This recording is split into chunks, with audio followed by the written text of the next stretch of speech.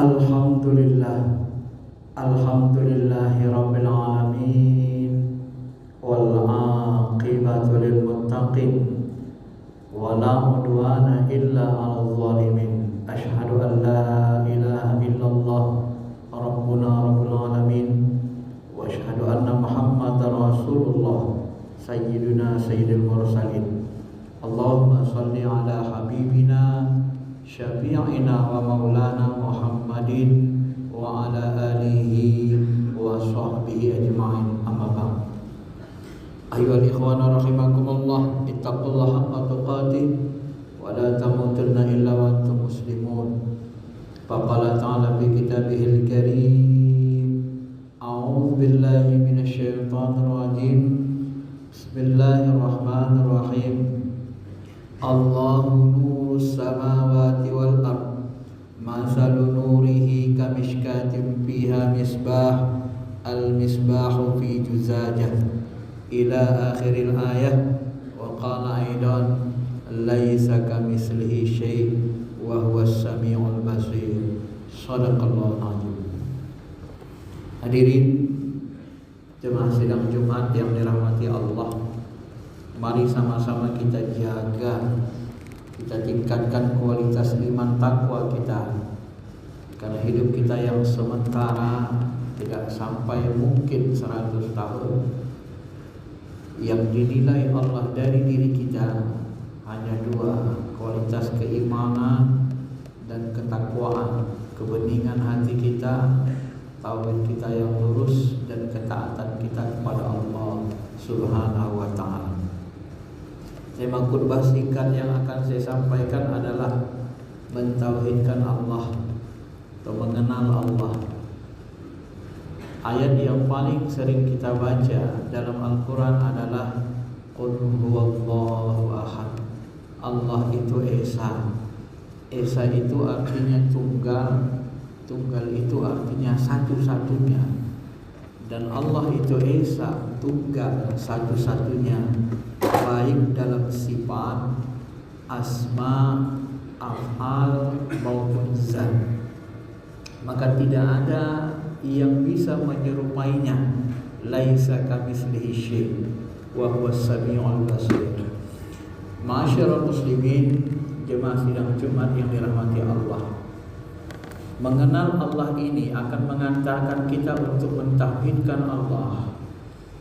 Dan yang paling pertama diajarkan Nabi kepada para sahabat adalah ma'rifah, mengenali Allah.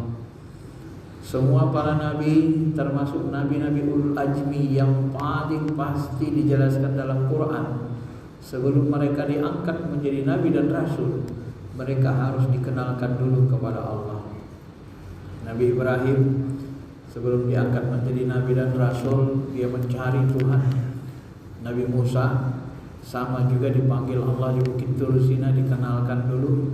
Nabi kita Muhammad SAW 3,5 tahun beliau di Gua Hira hanya dalam rangka untuk mencari siapa sebenarnya Tuhan semesta alam. Ma'asyiral muslimin, jemaah sidang Jumat yang dirahmati Allah. Oleh karena itulah, setelah Nabi dikenalkan kepada Allah, Nabi mendidik sahabat 13 tahun di Mekah. Tidak ada perintah sholat, tidak ada perintah puasa, tidak ada perintah zakat, tidak ada perintah untuk menutup aurat. Yang ada adalah bagaimana manusia bisa percaya, yakin dulu kepada Allah Subhanahu wa ta'ala. Maka hari ini saya ingin mencoba membahas secara ringkas bahwa Allah Subhanahu wa ta'ala itu bisa dikenali lewat sifatnya, asma'nya, lewat af'alnya, lewat jatnya. Tapi semua ini, yang empat ini adalah laisa kamitslihi syai', tidak serupa dengan makhluk. Lewat sifatnya, Imam Asy'ari bersusah payah ya menganalisis ayat-ayat Quran dan hadis. Maka dikelompokkanlah sifatnya itu, sifat jatnya itu, pokok sifat pokoknya ada 20. Di antara sifat pokok yang 20 itu, sifat Allah itu adalah wujud. Wujud itu artinya ada. Ada itu adanya Allah tidak mesti berbentuk berupa berwarna. Kalau sudah berbentuk, maka dia menjadi makhluk karena dia terbentuk. Begitu juga kalau dia sudah berbentuk, dia menempati ruang dan waktu. Segala makhluk yang berbentuk menempati ruang dan waktu, maka dia akan mengalami perubahan, tua, muda, mengecil, membesar dan seterusnya. Dan ini tidak berlaku bagi Zatnya yang maha suci, yang laisa kamitslihi syai'. Ayat yang saya bacakan tadi ini langsung berbicara tentang perumpamaan Zatnya. Allahu nurus samawati wal ardh. Allah itu adalah nama zat, bukan nama sifat. Ketika disebut Allah, itu nama zatnya. Maka Allah itu, kata Syekh Abdul Qadir Jilani, adalah Ismul A'zam, salah satu namanya yang paling agung. Allahu nurus samawati wal ardh. Allah itu cahaya langit dan bumi. Maksudnya sifat zatnya itu seperti cahaya langit dan bumi yang menerangi langit dan bumi. Sifatnya seperti nur, cahaya yang menerangi langit dan bumi. Maka ketika cahaya matahari memantulkan cahaya, semuanya dia terangi, semuanya dia liputi. Tidak ada yang tidak ditembusnya, kecuali bahagian-bahagian belakang. Itu perbedaannya sedikit, karena Allah tidak sama dengan cahaya. Tapi sifatnya itu, sifat meliputinya itu adalah sifat bagi zatnya. Maka disebut di dalam ayat lain, wallahu muhitum bikulli syai'. Allah itu meliputi segala-galanya. Maka zat Allah itu meliputi alam nyata, alam gaib, alam malakut, alam jabarut, alam laut, semuanya diliputi zatnya.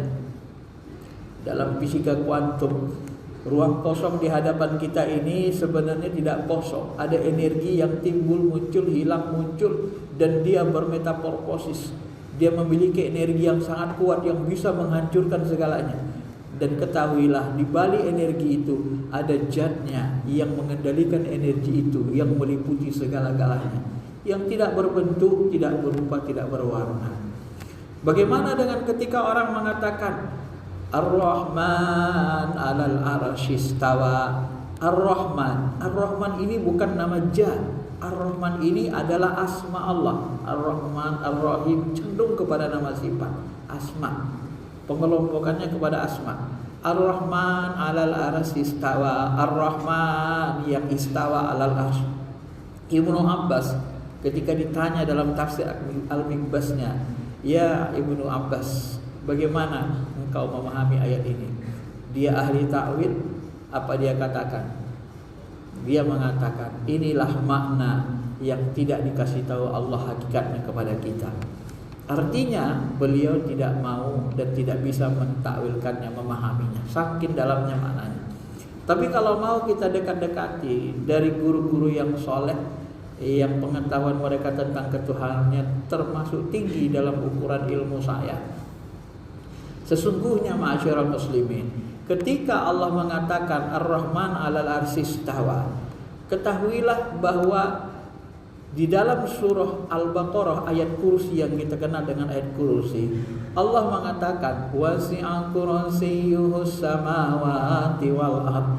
Kursi Allah meliputi langit dan bumi, seluas langit dan bumi.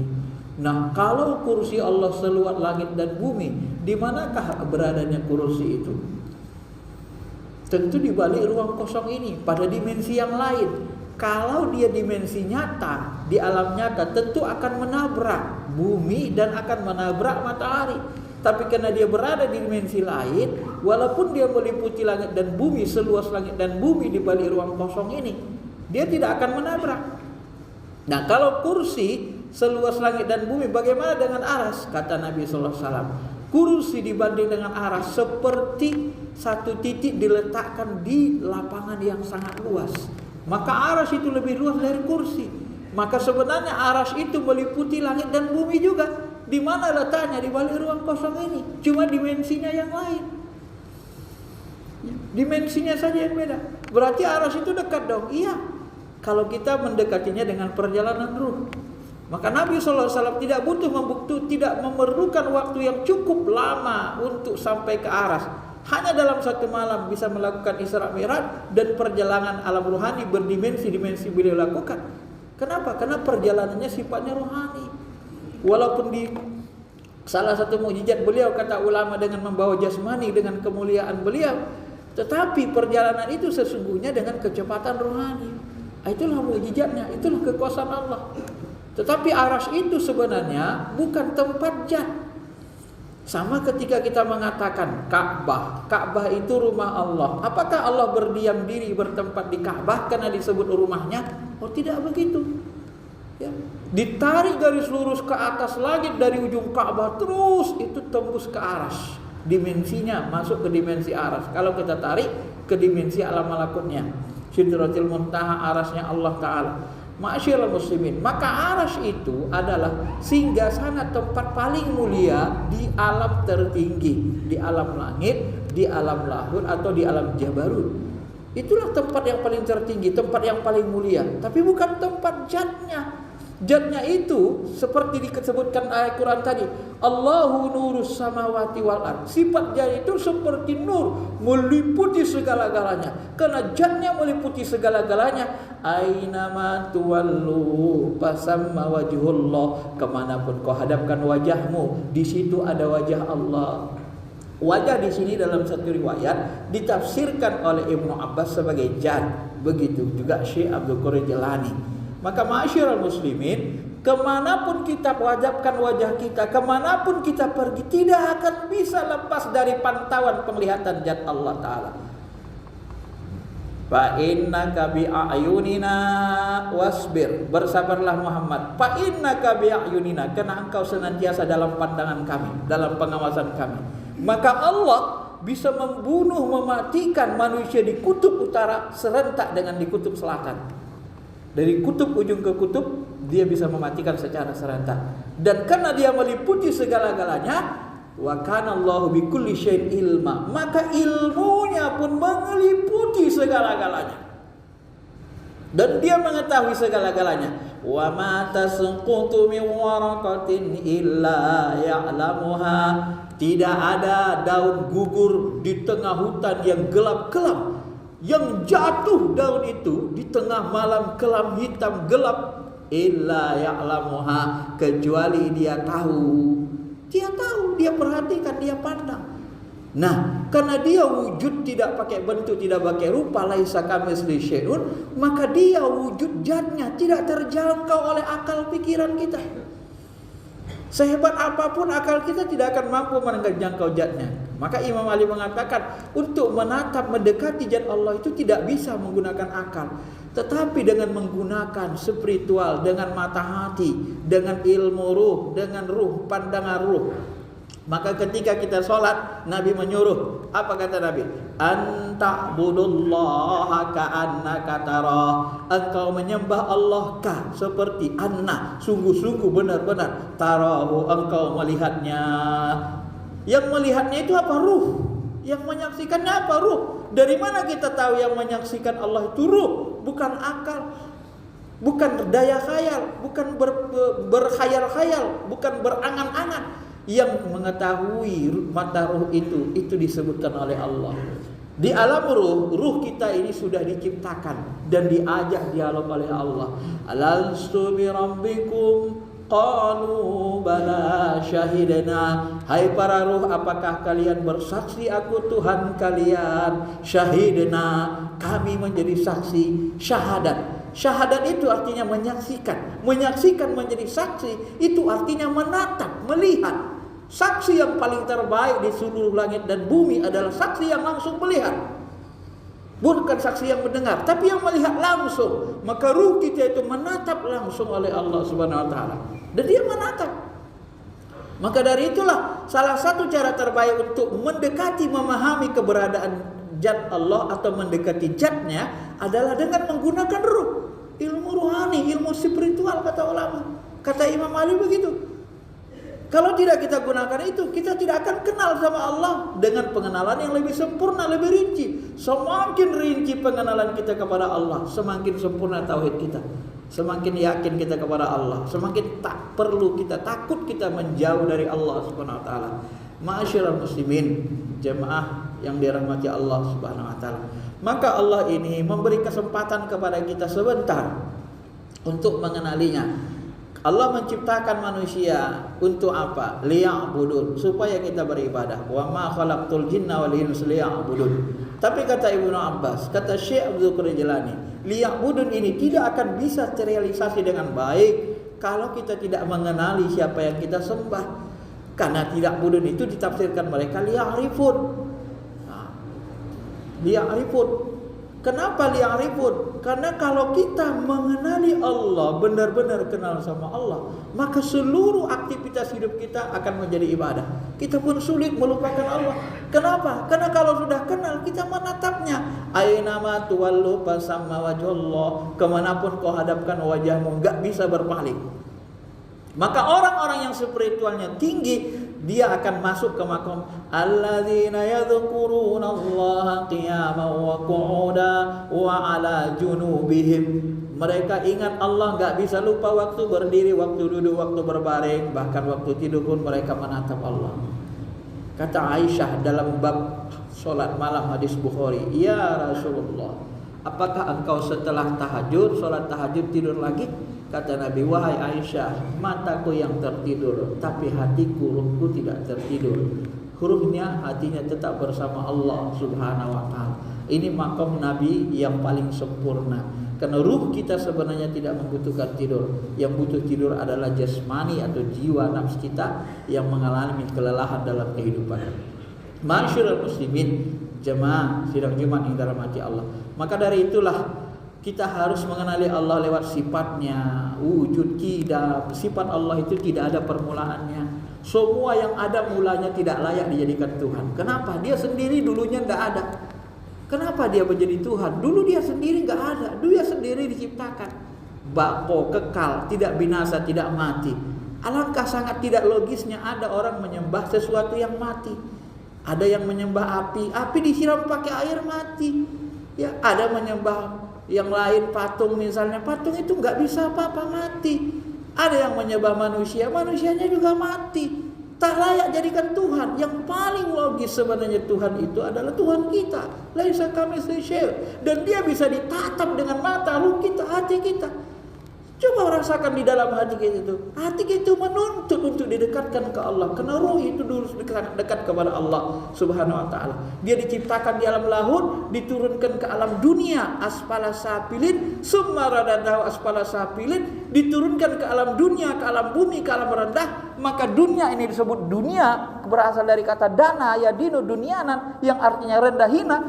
Summa radadnahu asfala safilin, kami turunkan ruhani kamu ke alam rendah, alam nyata, alam bumi, alam dunia.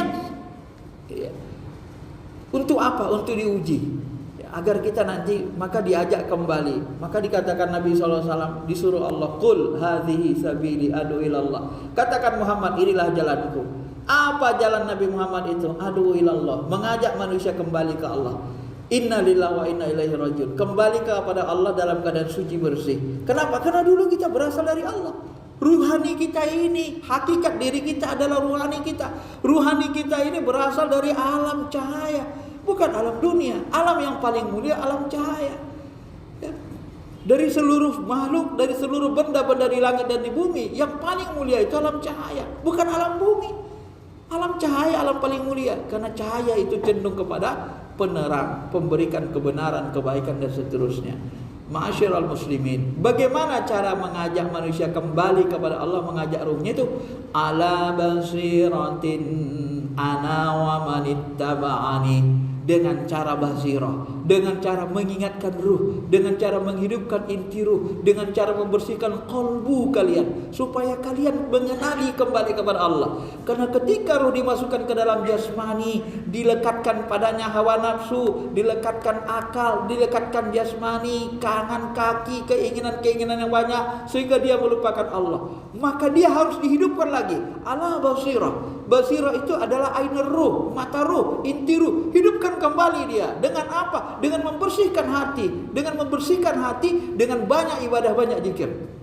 Qad aflaha man tazakka wa dzakara asma rabbih fasalla. Sungguh beruntunglah orang yang membersihkan hatinya, kemudian mereka salat dan berzikir banyak kepada Allah. Bersihkan.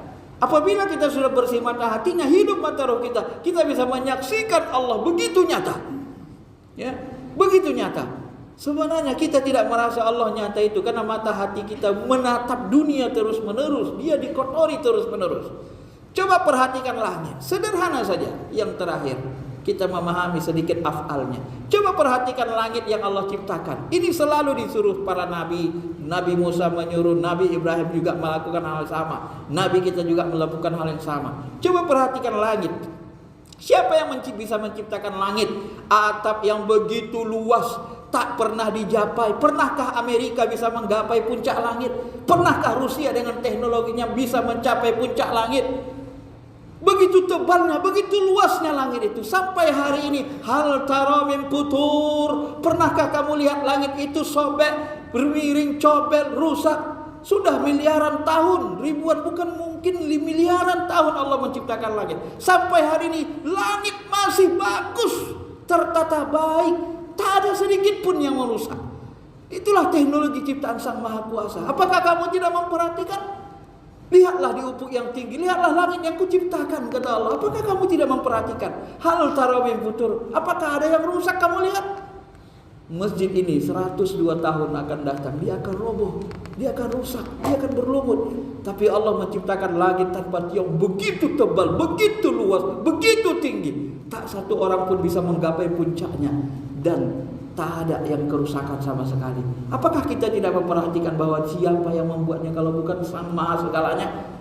Itulah dia Allah Subhanahu wa ta'ala. Itu cara termudah untuk mengenal Allah lewat sifatnya atau lewat afalnya, perbuatannya di alam semesta. Apabila hati kita tujukan ke sana, pelan-pelan dia akan terbuka, dia akan mengenali Allah.